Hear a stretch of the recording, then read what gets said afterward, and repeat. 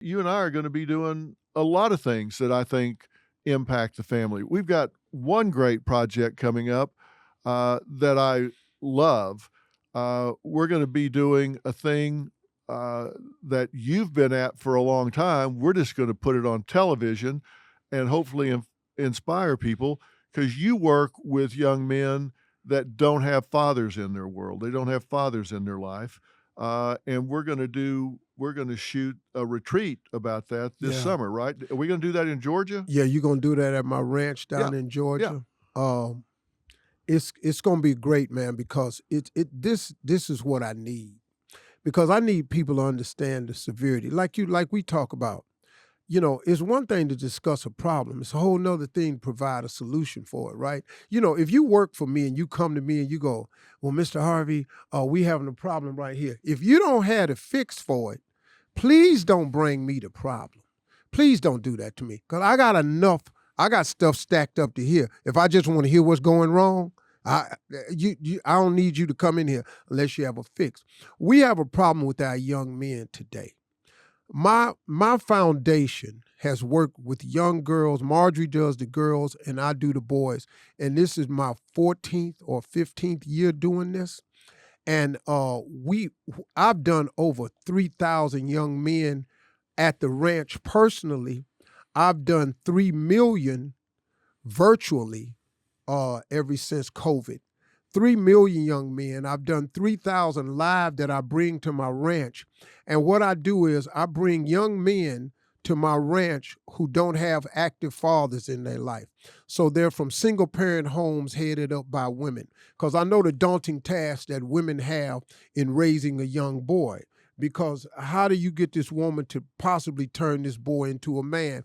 That's got to be tough when you've never been one. So I offer my assistance. And I mean, I get thousands and thousands of requests every year. This year we'll have 300 boys. Our TV network is coming down there this year. It'll be the week leading up to Father's Day weekend. I picked Father's Day because they don't have them. And I bring a lot of men down there. It's all men volunteers, all male speakers to put the image in front of these young boys they need. And I teach them 2 things in the 5 days that I have them. First of all, I fly them all in. They're coming from 15 different cities this year. I fly them all in. I house them. I put them up. I feed them and I clothe them. Now, these young boys learn 2 things: the principles of manhood and dream building. And, I got some pushback from certain corporations. What about the education? Hold on, my man. Some of these kids go to college. Some of these kids go to the Army. Some of these kids go work at home at Lowe's. I got all types of stuff. That ain't my job. I'm trying to save these young boys' lives. I'm trying to turn these boys into better men. And if I can teach them the principles of manhood, to get them to understand that manhood is not a video, it ain't a chain, it ain't the size of your rims, it ain't some girls in the background shaking. That ain't got nothing to do with manhood. Real men go to work, real men obey the law, real men love God, real men respect women, real men go to work every day. See, I got to get that in their head. And if you give them to me for 5 days, I got a program that's set in stone that is proven to have maximized results. I have turned out of this program young men who are in the military, young men who are managers in department stores. I've turned out young men who are engineers. I've got ministers from this program. I've got young men who are in medical school. I've got so many college students. I've got the track record to show you that if you put a dream in front of these young boys and teach them how to dream, see, the dream will inspire you to get an education. That's the problem we have. See, we keep beating these boys over the head talking about, go to school, go to school. Why? Why? Let's talk about the dream. I had a young boy 4 years ago came to the camp and told me he wanted to fly airplanes. He was a D student. Today, this young man is a pilot. Because once you told me that you want to fly planes, I put some pilots in front of him. I got him to go down and get on the airplane with some pilots, and they talked to him. Well, he found out I got to do better in school because I need to be good at science and math because I put the dream in front of him. I got boys. I had 2 boys that was gangbangers, and these cats was at it, man. It was Crips and the Bloods, and these 2 boys, I couldn't separate these dudes, man. Every time they saw each other, them 2 little color rags was at it. Now, one of the little boys, I couldn't save him, and I can't tell you where he is today. But one of the young boys come back to the camp. He's one of my top junior councilmen, and he's an engineer today. Wow. See, I ain't gonna save everybody. I ain't no miracle worker, but the church ain't saving everybody either. So, hello. But I can get most of these boys on track. And out of the 3,000 that's come to the camp, out of the 3,000, I've only lost 1. Wow. Who just wouldn't stay at the camp. And when you come down there this summer, Phil, and you bring these cameras, and we get a real light on this, maybe somebody would turn around and help me with this. Because I spent a lot of money on this ranch myself, Marjorie and I, and bought it and donated it to the foundation for $1 so I could change these boys' lives down in Barnesville, Georgia. And, look, I got to build some dormitories right now. I put up temporary housing with tents, and I bring in the VIP showers and all like this you see on movie sets so they can get but I got to build dormitories down there. I got to build a theater down there. I want to build a STEM center down there. I want to build a gymnasium. But you bring them cameras, man, maybe some people understand what we're doing. I do want people to see it. We got a video of any of this? Let's roll it. Let's go, baby, let's go. This is what I live for. This is what God made me for, man. I'm living my purpose. All that fame and fortune, it was for this. So I could teach somebody else how to do what I did, or at some level of it.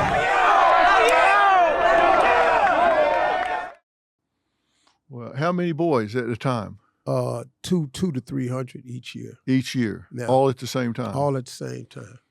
Yeah. It's just truckload, man. And how old are they? From 13 to 18. 13 to 18. And how do they sign up? How do you pick the ones that come? Well, they write a letter. Uh-huh. They write a letter. That lets us know if they're really interested. Now, sometimes, the ones I pick mostly troubled youth. We got some straight A students down there, just don't have a father active in their life. And then I got some cats that ain't doing well at all. That's usually who I pick. I want that little boy that look like that they trying to write him off and tell him he ain't gonna be nothing, because I heard that before. And that's what we get. Yeah. And how long do they stay? They stay about 4 days. 4 days. That's all I need to ingrain in them. See, it's real easy, man. Because to get to a boy, I know the way. First of all, I want to know what you're dreaming about. And then I want to know what type of girl you want. See, once I find that out, and then I start telling you what this girl gonna want, and then that's gonna tell you what you gonna need to do, I have their undivided attention. Because I know what it's done. It's real simple, man. You got to get down to basics like you talk about all the time. You talk about common sense TV. See, they going about this the wrong way. Man, if schools would implement a dream building course, they could save themselves a lot of trouble. Yeah. If you could ask the kids, what do you dream about? You got to stop and talk to your kid every 4 months about what they dreaming about. If you talk to them about what they dreaming about, what they really want in life, you have their attention. But you can't keep beating them over the head with, you got to go to school. You got to get your lesson, get your lesson. That little boy sitting there going, what are you talking about? Mama, we poor. We can't even eat right now. These lights is off. I mean, that's what they dealing with some real situation. And then you get out here in this world and you got Instagram and TikTok showing the flash and pizzazz of life without showing what's really happening. And these kids try to find a shortcut to that meal ticket, and it ain't one. No, and listen, I've talked to so many of these gangbangers, and I've talked to some that have been really up in the hierarchy of the gangs, and a few that have gotten out.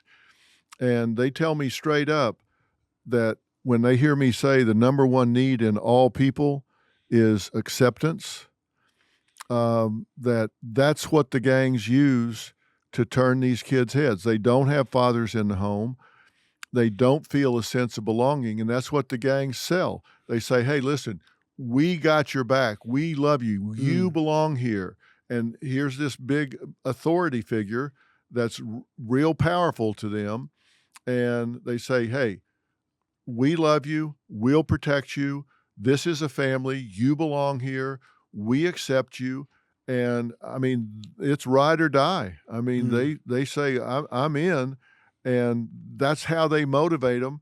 And if somebody will give them an alternative, if somebody will say, look, what's your passion? Let me help you chase your passion. Let me help you go after that.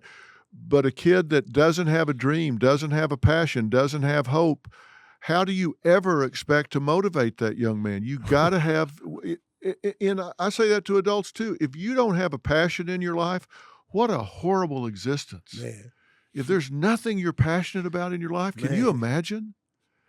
How would that be to get up every day and it just be going through the motions, just gray, every day the same as the last? Yeah, man. Nothing you're excited about, nothing you're passionate about. What a terrible way to live. It is. And you know, man, one of the things that helped me is, see, I bring back kids who have graduated from the program to help me with these kids that sleep in the barracks with them.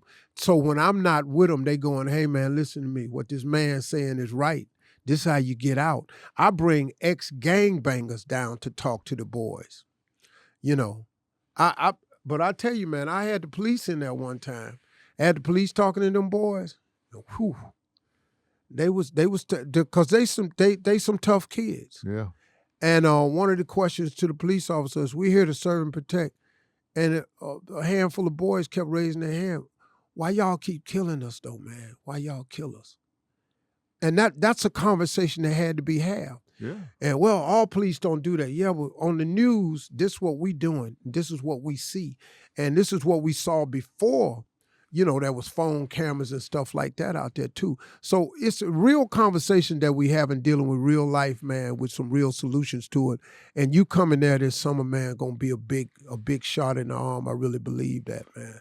Well, I can't wait to do it. And I'm excited to do it. I'm excited to meet these young men. I'm excited to turn the cameras on and let people see the amazing work that you're doing and get people to step up and support it. I mean, that's what we want. We want people to make it where you can not work with 300 boys, but you can work with 3,000 boys if that's what you want to do, that you can have the facilities and do what you want to do to show them that there's something else in life besides what they come from. Because, I mean, some of them come where hope is just, I mean, it's just a word. Bruh, man, you know, one of the highlights was last year for me. One of the guys that came back, he's a minister. He came back and he was having prayer out in the lodge with about 50 of the boys. And I didn't know what was going on out there. And he just had them in a circle praying. And I looking at the kid, and I had recognized it, but I wasn't paying attention because it's so many kids come through the camp. Sometimes they drive down, I don't even ask her, hey, Mr. Hall, I was here 4 years ago. I know it's camp time, I just came down. And for this dude to be doing that and then helping these cats out, man, it's just such a moving thing. And the program works, man. And, you know, look, man, and you know how it is. Hard to ask for money when you're rich.